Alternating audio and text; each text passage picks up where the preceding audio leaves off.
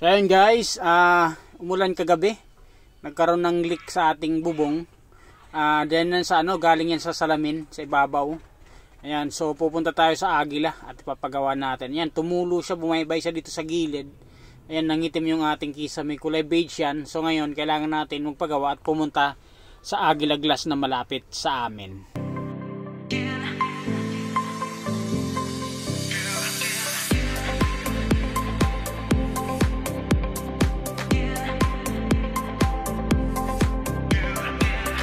Ayan na nga guys, andito na tayo sa Agila Glass dito sa Taytay.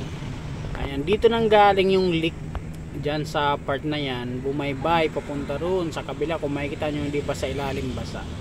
So ngayon, kakalasin nila yan. So sa part na to guys, kinalas na yung itong sa wiper natin, sa ilalim.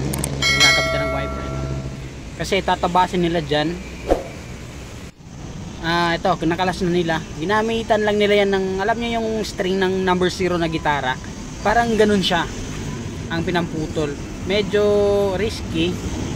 Sinabihan nila ako na baka mabasag sir, wala kaming pananagutan kasi matagal na yung salamin natin, hindi pa napapalitan. Kumbaga, pag matagal na ang salamin, marupok na siya guys. So kung sakaling mabasag, wala silang pananagutan.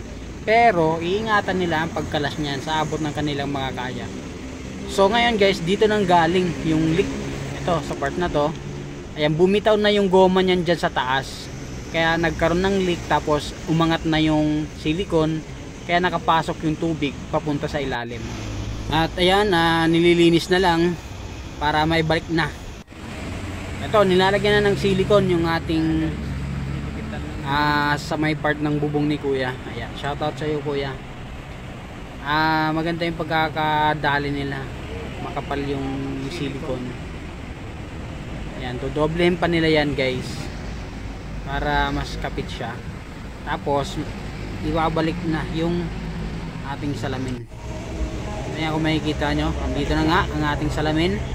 Ayan, at ilalapat na. Buti naging successful, no? Hindi nabasag yung ating salamin kasi medyo makati rin yung presyo ng salamin na yan.